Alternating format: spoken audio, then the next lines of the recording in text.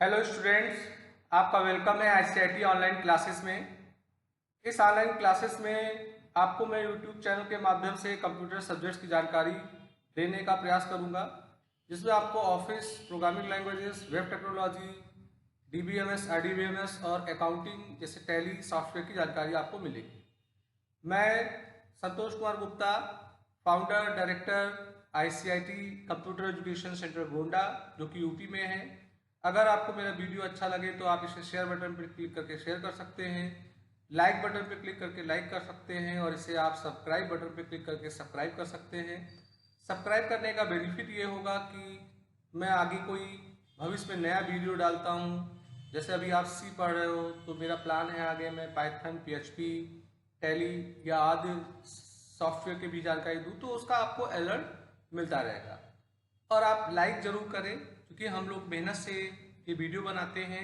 मैं चाहूँगा कि परिश्रम के रूप में आप केवल इसे लाइक बटन पे क्लिक जरूर करें। क्लास हम लोग स्टार्ट करते हैं।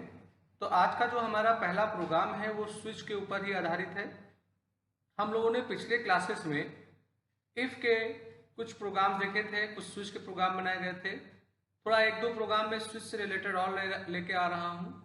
तो यहाँ पर आप देख पा रहे होंगे प्रोग्राम का लक्ष्य ये है कि आप कोई कैरेक्टर इनपुट करेंगे, कंप्यूटर ये जस्टिफाई करेगा कि वो वावेल है कि कॉन्सोनेंट। इस प्रोग्राम को हम लोगों ने इफ से भी बनाया है, पर आप इसी प्रोग्राम को हम लोग स्विच के माध्यम से बना रहे हैं। तो हमने क्या किया है कि सबसे पहले C1 में एक कैरेक्टर इनपुट कराया है। चूंकि C1 में जो आप कैरेक्टर इनपुट करोगे उसी से ही डिसाइड होना है कि वो कॉन्सोनेंट है कि वावेल है, इसलिए स्विच में C1 लिखा गया है। अब वावेल के लिए 5 लेटर्स होते हैं, चाहे वो स्मॉल होंगे चाहे कैपिटल होंगे। तो अगर आप देख पा रहे होंगे तो मैंने केस करके 10 केस लगाया है। 10 केस लगाने का उद्देश्य ये है कि चाहे आप कैपिटल ए दो चाहे आप स्मॉल ए दो, इसलिए 5 वावेल्स होते हैं, तो टोटल मिलके स्मॉल कैपिटल 10 होते हैं, इसलिए मैंने 10 केस लगाया। क्योंकि 10 केस का एक ही प्रकार का मैसेज है कि वो वावेल मैसेज प्रिंट करेगा, इसीलिए मैंने सारे केस को लिखते हुए लास्ट में एक कॉमन मैसेज प्रिंट करा दिया है। आप चाहते तो ऐसा भी कर सकते थे कि केस ए में आप प्रिंट कराते वावेल, फिर लिखते ब्रेक, फिर केस अगले में आप प्रिंट कराते वावेल, फिर लिखते ब्रेक। तो इससे आपको 10 बार प्रिंट एफ और ब्रेक लिखना पड़ता। पर जब आपको लगे कि हमारे कई केस के एक ही प्रकार के काम है, तो उस स्थिति में आप इस मैनर में इसको लिख सकते हैं। अब अगर आप इन 10 अल्फाबेट्स के बजाय कोई अल्फाबेट देते हो तो डिफॉल्ट में आ जाएगा। कई स्टूडेंट्स ने कमेंट्स किया था कि सर आप अपने प्रोग्राम को समझाते वक्त अगर आउटपुट के स्क्रीन को भी दिखाएंगे तो ज़्यादा अच्छा समझ में आएगा। तो मैंने उन्हें सही माना है, इसलिए मैं अपने प्रोग्राम में आउटपुट भी दिखा रहा हूँ। आप इस प्रोग्राम को सेव करके कंपाइल करेंगे, अगर कोई एरर नहीं है तो आप रन करेंगे। रन मान लेते हैं आपने पहली बार किया तो आपसे आपका कंपाइलर पूछेगा इंटर एनी कैरेक्टर। मान लेते हैं आपने कैपिटल ए दे दिया। कैपिटल ए चूंकि केस से मैच कर रहा है, इसलिए केस के अंदर आ जाएगा और आपको ए इज वावेल मिल जाएगा। अब आप इसी प्रोग्राम को दोबारा रन करिए, कोई दूसरा अल्फाबेट इनपुट करिए। मान लेते हैं आपने के दे दिया। चूंकि के के लिए कोई केस नहीं लगा हुआ है, तो सीधे ये डिफॉल्ट में आ जाएगा और आपको एक मैसेज प्रिंट कर देगा कि ये कॉन्सोनेंट है। तो अब बात आता है कि अगर हमें एग्जाम में क्वेश्चन मिल जाता है कि वावेल कॉन्सोनेंट के लिए प्रोग्रामिंग करिए, तो हम इफ से करें कि केस से करें, आपके ऊपर है। आप किसी भी माध्यम से कर सकते हैं। पर अगर आपके एग्जाम में ये मेंशन है कि ये प्रोग्राम इफ से बनाओ तो इफ ही से बनाना होगा, स्विच से बनाओ तो स्विच से ही बनाना होगा। पर उन्होंने अगर ऐसा कोई बात नहीं कहा है, आपके ऊपर है कि आप किस माध्यम से उसको। अब मैं एक प्रोग्राम आपके सामने और लेके आ रहा हूँ। इस प्रोग्राम का उद्देश्य ये है कि हम अपने कंप्यूटर को 2 नंबर इनपुट करेंगे और उन 2 नंबरों पे हम लोग अपने अर्थमेटिक ऑपरेटर को परफॉर्म करें। तो मैं चाहता हूं कि आप 2 नंबर इनपुट करें और वो 2 नंबर इंटीजर होंगे या फ्लोट होंगे, इसीलिए मैंने फ्लोट लिया, चूंकि फ्लोट में आप बिना दशमलव की वैल्यू भी डाल सकते हो। सबसे पहले मैंने 2 नंबर मंगाया है, ए और बी में आप 2 वैल्यू स्कैनफ के माध्यम से इनपुट कर दोगे। अब मैं कह रहा हूं कि आप एक ऑपरेटर इनपुट करो। ऑपरेटर इनपुट करने का मतलब ये हुआ कि अगर आप ए और बी की वैल्यू पे सम करना चाहते हो तो आप प्लस का निशान इनपुट करोगे। तो जो ऑपरेशन आपको परफॉर्म करना है, आप उस ऑपरेशन के सिंबल को यहाँ पर इनपुट करेंगे। अब आप इनपुट में या तो प्लस करेंगे या माइनस करेंगे या मल्टीप्लाई करेंगे या डिवीजन करेंगे, तो इसलिए मैंने 4 केस लगाया है। और चूंकि ये केस का संचालन C1 में डाले गए वैल्यू के आधार पे होगा, इसलिए मैंने स्विच में C1 को लिखा है। तो अगर आप प्लस का निशान दोगे तो A और B की वैल्यू प्लस हो जाएगी। फिर मैंने ब्रेक लिखा है। चूंकि मेरे स्क्रीन पे ज़्यादा लाइनें नहीं आ पा रही थी, इसीलिए मैंने C = A + B semi colon, फिर मैंने ब्रेक करके सेमी कॉलन, यानी 2 स्टेटमेंट एक ही लाइन में लिखे हुए हैं। आप भी ऐसे C में लिख सकते हो, क्योंकि सेमी कॉलन के बाद वाली चीज़ें जो होती हैं वो न्यू लाइन या न्यू स्टेटमेंट मानी जाती हैं। तो मैंने 4 केस लगा के 4 ऑपरेटर के हिसाब से मैंने एक्सप्रेशन लिखा हुआ है। अब अगर इन 4 ऑपरेटर के बजाय आपको वैल्यू इनपुट करोगे तो इसका मतलब वो गलत ऑपरेटर है, इसलिए मैसेज आ जाएगा इनवैलिड ऑपरेटर। तो अगर आप इस प्रोग्राम के आउटपुट को देखो तो मैंने पहली बार प्रोग्राम को एग्जीक्यूट किया है। 2 नंबर उसने मांगा, मैंने एक नंबर 5 दे दिया, एक 6 दे दिया। अब वो मुझसे पूछ रहा है कि आप ऑपरेटर दो, तो मैंने यहाँ प्लस वाले ऑपरेटर को इनपुट किया है। तो 5 और 6 जुड़ के 11 होता है, इसलिए 11 आपको आंसर के रूप में मिल जाएगा। अब आप इसी प्रोग्राम को दोबारा चलाइए। दोबारा चलाने पे मैंने 2 नंबर हमारे कंपाइलर ने मांगा, मान लेते हैं मैंने फिर 5 और 6 ही दिया। इस बार मैं जानबूझ करके ऑपरेटर परसेंटेज दे रहा हूँ। परसेंटेज के लिए चूंकि मैंने कोई केस नहीं बनाया है, इसलिए वो डिफॉल्ट में आ जाएगा और आपको इनवैलिड ऑपरेटर का मैसेज प्रिंट कर देगा और रिजल्ट में आ जाएगा आपका 0 इसलिए आ जाएगा क्योंकि अगर आप प्रोग्राम को देखो तो एकदम शुरुआत में मैंने C = 0 लिखा हुआ है। वो इसलिए लिखा हुआ है कि अगर आप गलत ऑपरेटर देते हो तो किसी केस में नहीं आएगा, तो C की कोई एक वैल्यू इनिशियल होनी चाहिए, इसीलिए मैंने 0 दिया है, जिसे अगर वो कोई ऑपरेशन ना कर पा रहा हो तो वो आपको 0 प्रिंट करके दे देगा। अब हम लोग इफ और स्विच से संबंधित काफ़ी प्रैक्टिस कर चुके हैं। अगर आप इनमें और एक्सपर्टाइज होना चाहते हैं तो आप और भी बहुत सारी समस्याएं लीजिए, उन्हें सॉल्व करिए। आपके पास C लैंग्वेज की किताबें भी हैं, उनमें एक्सरसाइज हैं। आप मुझसे भी व्हाट्सएप के जरिए एक्सरसाइज के लिए क्वेश्चन मांग सकते हैं और आप उन्हें सॉल्व करिए। अब मैं बात करता हूँ थोड़ा गो टू स्टेटमेंट के बारे में। गो टू स्टेटमेंट को हम लोग जंपिंग स्टेटमेंट के नाम से ही बोलते हैं। हालांकि प्रोग्राम में हम लोग इसे बहुत ना के बराबर यूज करते हैं, पर किसी विशेष स्थिति में ये बहुत महत्वपूर्ण रोल अदा करता है। तो फिलहाल मैं चाहता था कि आप इससे परिचित रहें। तो गो टू स्टेटमेंट जो होता है इसे हम लोग जंपिंग स्टेटमेंट बोलते हैं। जंपिंग स्टेटमेंट का मतलब ये हुआ, जैसे मान लो आप किसी क्लासरूम में बैठे हुए हो, उस क्लासरूम में बहुत सारे चेयर रखे हुए हैं और हर चेयर के अपने अलग अलग कलर हैं। तो मान लेते हैं आप ग्रीन कलर के चेयर पे बैठे हुए हैं, तो मैंने आपसे कहा कि भैया आप ऐसा करो, रेड वाले चेयर पे चले जाओ। अब हो सकता है रेड वाला चेयर आपके तुरंत बगल ना लगा हो, कम से कम 10 चेयर को छोड़ के हो, तो आप वो 10 चेयर छोड़ के फिर रेड पे आके बैठोगे। तो एक तरह से मैंने आपको एक जगह से उठा के दूसरी जगह शिफ्ट कर दिया। तो इस क्रिया को आप बोल सकते हो जंपिंग स्टेटमेंट। तो अक्सर हम लोग C में प्रोग्राम जब बना रहे होते हैं तो हमारी आवश्यकता होती है कि हम अपने कंट्रोल को एक स्थान से जंप करा के, मूव करा के, ट्रांसफर करा के दूसरी जगह ले आने की बात करते हैं, तो वहां आपको गो टू मिलेगा। तो गो टू एक जंपिंग स्टेटमेंट है। इससे आप अपने प्रोग्राम के नियंत्रण को एक जगह से दूसरी जगह ट्रांसफर कराने का काम करते हैं। ध्यान देने वाली बात है कि जब गो टू यूज होता है तो गो टू का जो सिंटेक्स है, गो टू के साथ हम लोग एक नाम लिखते हैं, उस नाम को हम लोग लेबल बोलते हैं। जहां आप मूव करके जाना चाहते हो वहां आपको एक लेबल बनाना होगा, एक नामकरण करना होगा और उसे हम लोग लेबल नेम बोलते हैं। तो लेबल को डिफाइन करने का तरीका ये होता है कि आप लेबल का नाम देंगे और लेबल का नाम देने के लिए आपको वही ही रूल अपनाना होगा जो आइडेंटिफायर के लिए होता है। माने कोई स्पेस वाइड नहीं होगा, कोई सिंबल नहीं होगा अंडरस्कोर के अलावा, और आप कॉलन का निशान लगाएंगे। अब इसे आप ज्यादा अच्छा तब समझ पाएंगे जो आगे इसके मैं एक प्रोग्राम आपके लिए लेके आया हूं, उस प्रोग्राम को आप देखेंगे तो ज्यादा।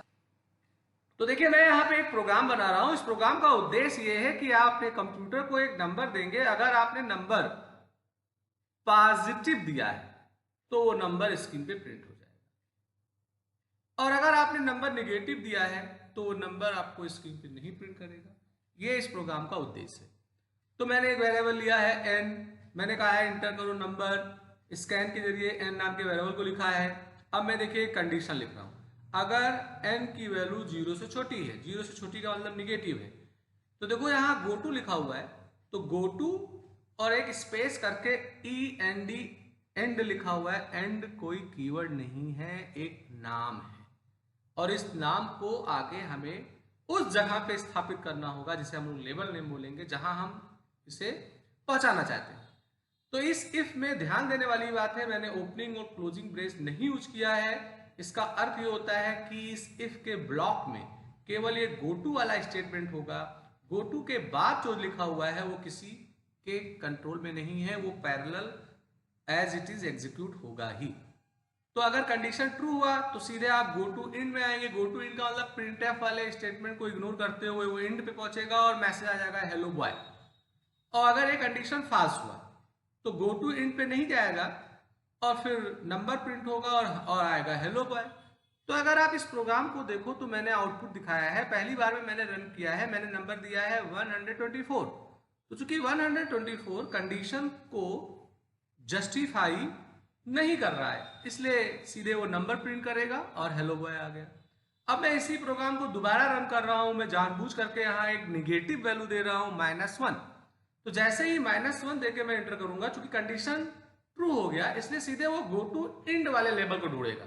तो इंड वाला लेबल चूंकि प्रिंटफ नंबर के नीचे बना हुआ है तो वहां वो आएगा, तो यहाँ नंबर इज जो स्टेटमेंट था वो जंप हो गया, इग्नोर हो गया, और आपको स्क्रीन पे मैसेज आ जाएगा हेलो बॉय। तो फिलहाल मैं इसका एक ही प्रोग्राम आपको दिखा रहा हूं, आगे किसी विशेष स्थिति में ये गो टू यूज होगा तो हम लोग इसको प्रयोग करके। अब चलिए एक छोटा सा ऑपरेटर है, टेरनरी ऑपरेटर, या इसे हम लोग कंडीशनल ऑपरेटर के नाम से भी जानते हैं, तो थोड़ा इसको भी हम लोग पढ़ लें। इसके लिए हम लोग दो सिंबल का यूज करते हैं, एक क्वेश्चन मार्क का निशान होता है, एक कॉलन का निशान होता है। इसे ही टेरनरी ऑपरेटर या कंडीशन ऑपरेटर बोलते हैं। ये एक तरह से जो इफ और एल्स स्टेटमेंट है उसी का ये अल्टरनेट है। तो जो वर्क आप इफ और एल्स से करते थे वो आप टेरनरी ऑपरेटर के माध्यम से भी कर सकते हो। तो टेरनरी ऑपरेटर जो होता है ये भी एक डिसीजन मेकिंग ऑपरेटर होता है। आप इसे इफ और एल्स के स्थान पे प्रयोग में ला सकते हैं। टेरनरी ऑपरेटर जब भी यूज करोगे तो आप सिंटेक्स देखो, इसमें 3 बातें लिखी जाएंगी। सबसे पहले हमें एक कंडीशन देना होगा, कंडीशन या तो ट्रू होगा या फॉल्स होगा। तो कंडीशन देने के बाद हम क्वेश्चन मार्क का निशान लगाएंगे और जो ट्रू वैल्यू या ट्रू जॉब है वो हम लिखेंगे, फिर कॉलन का निशान लगाएंगे और जो हम फॉल्स में काम कराना चाहते हैं वो हम कराएंगे। तो अगर आपका कंडीशन ट्रू हुआ तो ये ट्रू वाले ब्लॉक में जाएगा, और अगर फॉल्स हुआ तो फॉल्स में जाएगा। जिन लोगों ने एक्सेल को पढ़ा है तो वहां पर इफ स्टेटमेंट को जिस सिंटेक्स में लिखा आता था वो जस्ट एकदम से हुबहू ये टेरनरी ऑपरेटर के ही सिंटेक्स में था। वहां भी हम लोग if condition comma true block comma false block लिखते थे। तो ऐसे ही यहाँ पे टेरनरी है। टेरनरी भी बहुत इंटरेस्टिंग है, अगर आप इसमें डीप में जाएं तो आप इसमें भी नेस्टेड टेरनरी बना सकते हैं, और जो बड़ा बड़ा इफ लिख के आप बड़े बड़े डिसीजन लेते हैं वो आप एक ही लाइन में लेने का काम कर सकते हैं। आपके सामने एक छोटा सा प्रोग्राम लेके आ रहा हूँ टेरनरी ऑपरेटर को केवल समझाने के लिए, क्योंकि मेरा उद्देश्य अभी है आपको सी लैंग्वेज को सिखाना ना कि उलझाना। इसीलिए मैं कोशिश कर रहा हूँ कि आपके सामने बहुत टेढ़े मेढ़े प्रोग्राम को प्रस्तुत नहीं कर रहा हूँ, उन प्रोग्राम को प्रस्तुत कर रहा हूँ जिन्हें आप इजीली समझ पाए, पचा पाए।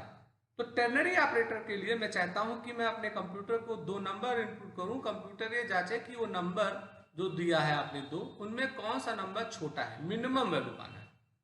तो देखो अगर आप ए बी 2 वेरिएबल लिया गया है 2 इंटीजर वैल्यू देने के लिए, मिन भी एक वेरिएबल है मिनिमम वैल्यू को रखने के लिए। अब मैं 2 नंबर इनपुट कर रहा हूं ए बी में।